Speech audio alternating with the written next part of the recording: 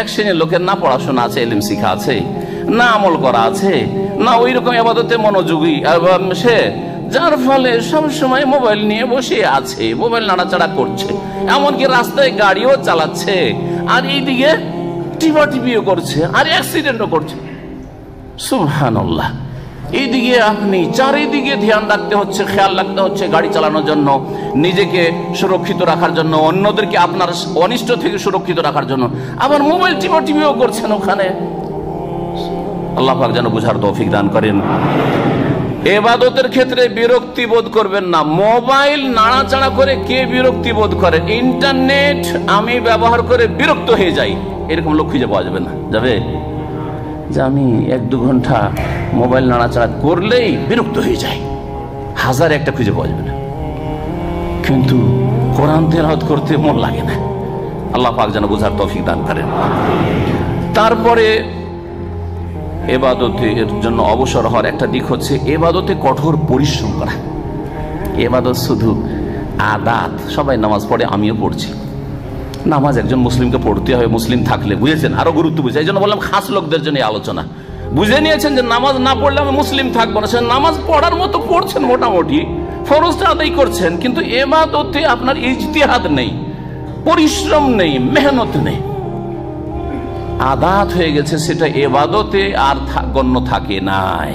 হ্যাঁ, দেশাচার ইবাদত করছেন, দেখা দেখি ইবাদত করছেন, সবাই করছে আমি করছি, অথবা করতেই হবে করছি, কিন্তু ওই রকমের মেহনত পরিশ্রমের সাথে, এই মেহনত পরিশ্রম বাহ্যিক হবে আপনার শারীরিক দিক থেকে, আর তার সাথে সাথে আভ্যন্তরীণ দিক থেকে কঠোর পরিশ্রমী হইতে হবে। ইবাদতে কঠোর পরিশ্রমী হইতে হবে ইবাদত বন্দেগীতে, জাহেরি দিক থেকে বাতিনি দিক থেকে। কেমন করে?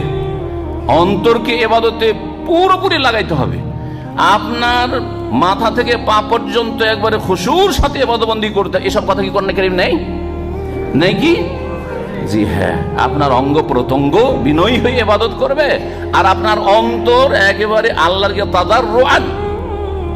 তাদাররুআন একগ্র চিত্তে মনোযোগী হয়ে একেবারে আল্লাহকে পাওয়ার জন্য, আল্লাহকে রাজি করার জন্য, আল্লাহ পাকের কাছ থেকে দুনিয়া আখিরাতের সার্বিক কল্যাণ হাসিলের জন্য আপনি ইবাদত করছেন। এই রকমের কঠোর পরিশ্রমী হইতে হবে।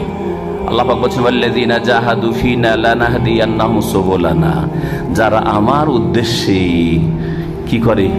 জাহাদু, মুজাহাদা করে। মুজাহাদা মানে সুফিদের বিদাতি মুজাহাদা নয়, এইসব ব্যাখ্যা করে ইসলাম থেকে দূরে সরিয়ে দিয়েছে, তাওহীদের জায়গায় সুন্নতের জায়গায় বিদআত আর শিরকে লাগিয়ে দিয়েছে। মুজাহাদা মানে নামাজ পড়বেন আপনি মেহনতের সাথে, ইলম শিখবেন মেহনতের সাথে, আমল করবেন মেহনতের সাথে, রোজা রাখবেন কষ্ট মেহনতের সাথে। এই জন্যই তো রোজার অবস্থায় যদি কেউ আপনাকে গালও দিয়ে দেয়, কেউ যদি মেরেও দেয়, তা আপনি কি বলবেন? ফালিয়াকুল ইন্নী মরিউন সায়েমুন ফাইন সাবাহু আহাদুন আও কাতালা। কেউ আপনাকে গাল দিতে লাগলো, কেউ আপনাকে মারতে শুরু করলো, বলেন যে ইন্নী ইমরিউন সায়েমুন। এই কথা নয় যে আমি কাপুরুষ, পারবো না, মার খেয়ে থেকে যাই, পারবো, কিন্তু আমি রোজায় আছি ভাই। এটা হচ্ছে আভ্যন্তরীণ পরিশ্রম, ইজতিহাদ। মনকে সান্ত্বনা দেওয়া, যে ওকে মেরে ফেলে দিতে বলে আমি মারবো না, আর তাকে গাল দিতে পারবো, বদলা নিতে পারবো, কিন্তু নেব না। এটা হচ্ছে ভিতরের পরিশ্রম। আর শারীরিক পরিশ্রম রয়েছে, ওয়াল্লাযীনা জাহাদু ফীনা লানাহদিয়ান্নাহুম সুবুলানা, অবশ্যই আমি তাদেরকে আমার রাস্তা দেখাবো, আল্লাহর রাস্তা, জান্নাতের রাস্তা, সরল পথ সিরাতে মুস্তাকিমের রাস্তা, আল্লাহর সন্তুষ্টির রাস্তা, দুনিয়া আখিরাতের কল্যাণের রাস্তা আল্লাহ দেখাবেন। কিন্তু কি করতে হবে? মুজাহাদা, চেষ্টা করতে হবে, মেহনত করতে হবে, পরিশ্রম করতে হবে। আল্লাহ পাক যেন তৌফিক দান করেন।